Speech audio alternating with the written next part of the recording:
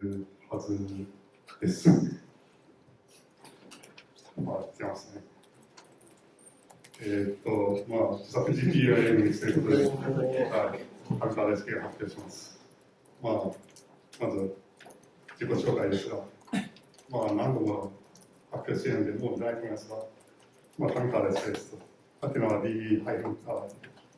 紙で、ツイッターが D アンダースコア紙となっています。で、親スペースが普通の Java プログラマーです。で、WebGL やレイトレーシングに興味があって、自作 OS や Excel、8 エミュレーターもすでに過去のものとなっています。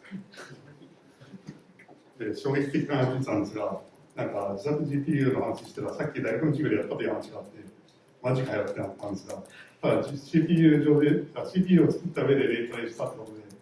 多分私のとは違うんだろうなとは思います。私は Verilog HDL でレイトレースしました。で、衝撃的事実として、ネタスライドなのに第8回カルブ VM ほどのネタを用意したいので、コンパイラーもアセンブラーもないとかいうようなネタはありません。だからいまいち笑いは知らないのです。で、自作 OS ネタでもエクサチャックネタでもないし、プレゼンが Firefox じゃなくて OpenOffice だっていうので、今まで気づいたことがあるかわかりませんが、今まで Firefox でやってますが、今回は OpenOffice です。で、デモがしょぼいです。で、さらに衝撃的な事実としては、ちょっと前までカエル VM といえば、筑波大学のソフトウェアもが有名だと思ってたのに、今回、発表者に元ソフトウェアもしっかりないという問題がありまして、教育がちゃんとできていないということで、今回の発表なんですが、FPGA で GPU を作るという話です。で、なぜか VGA です。そこは気にしないでください。で、ラストライザーとかレイトレーシングとかいう話が出てきますが、あんまり気にしなくてもいいです。で、固定小数点数の話が出てきます。で、あとその他ですね。で、なぜ GPU にしたかというと、まず、この発言が全てなんですが、この発言が1000RT されたら FPGA で GPU を作るという話をしました。そしたら本当に1000RT やつが、やばいなっていう、どうしようこれっていう話になったんですが、CPU は結局作らずに GPU にしたんですが、それは理由は、まず CPU でモチベーションが上がらなかったということがあります。CPU を使って何するのっていう疑問に何も答えられません。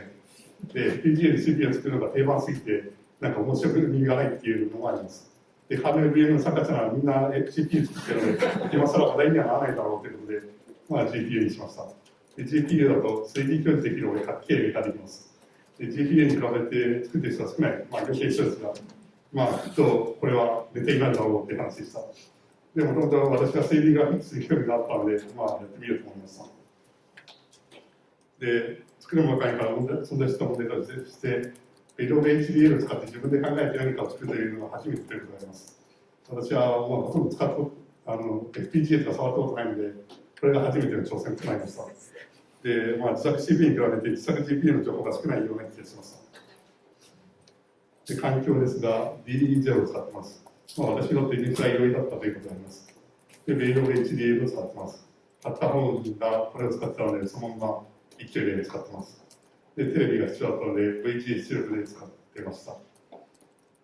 で、最初に何をするかということで、VGA をまずはするんですが、垂直同期信号とか水平同期信号って何それっていう状態だったので、どうしようかなっていうのでありまして、あと内蔵メモリーの容量の関係で VGA が厳しいという話がありました。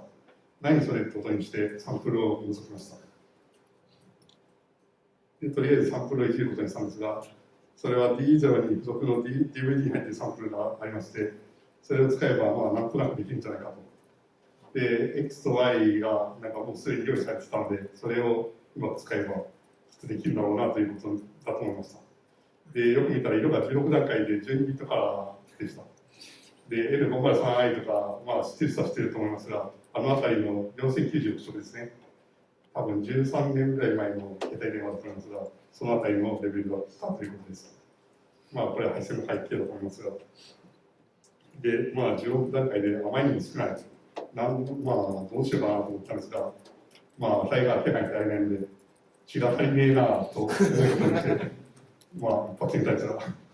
これで終わりますと。で、2D から 3D の力を頼ってする方法を考えたんですが、まず GPU では多分定番だと思うラスタライザー方式というのがあって、まあ、3D の物体を行列の力で 2D に変換してどうのこうのするっていう話なんですが、これはまあ、なんか 2D の座標から 3D を特定するのが難しくて、まあ、めんどくさくて、まあ、メモリも使うし、あんまり私として嬉しくなかったんですね。まあ、なぜかっていうと、D0 でメモリを使うのはちょっと、大きなメモリを使うのがちょっと大変だなっていうのを印象を受けたので、やめました。で、次にあったのがレイトレーシング方式で、これだと 2D の座標から 3D の物体を特定しやすいので、まあ、それがいいんじゃないかなと思いました。メモリもあんまり使わないというのが嬉しかったです。で、小数についてなんですが、固定小数点数を使いました。今回は整数部を12ビットで、小数部は20ビットの32ビット小数を使っています。なので、1048576が1となっています。で、乗算や図案に関してはまあ気をつけるという、まあ、掛け算やると変なことになりますよという意味で気をつける必要があります。その他の計算として、まあ、基本はベクトルで96ビットの値を使っています。それぞれに32ビットずつ XYZ が入っています。で、足し算、引き算、スカラー倍、内積、外積のベクトル計算ができればいいんですが、まあ、正規化するために平方根を使うんですが、それはニュートン法でやったら、コンパイル時間が30分を超えてしまって、ということやってないということになりました。多分私の言い方が悪いと思うんですが。で、ベクトルの長さを禁止することにしました。で、まあ、平方根なんですが、怪しい近似を用いまして、XYZ の絶対値の最大値、最小値を求めて、このマックス ×0.84 プラス、ミドル ×0.5175 プラス、ミン ×0.2675 という怪しい計算式を使いました。これは何かというと、まあ、60ループの力技で係数を求めたっていうことで、まあ、大体、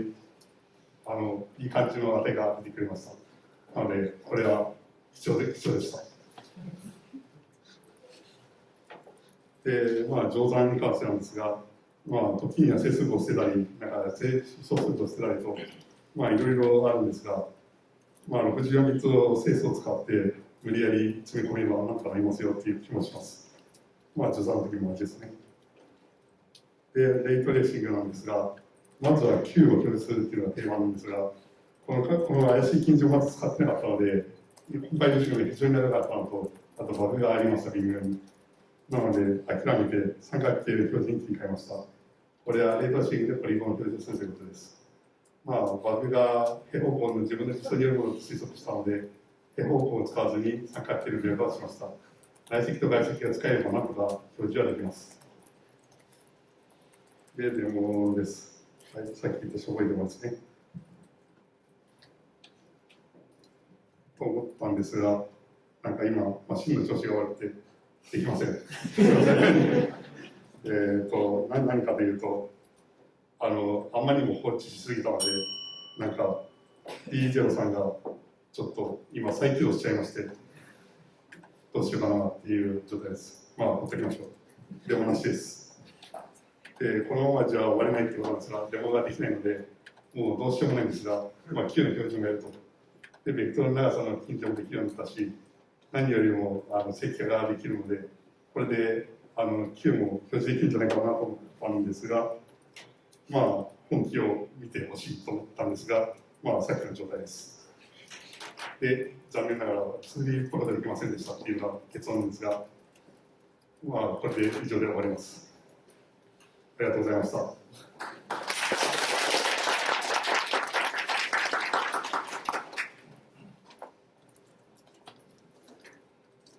質問などあれば。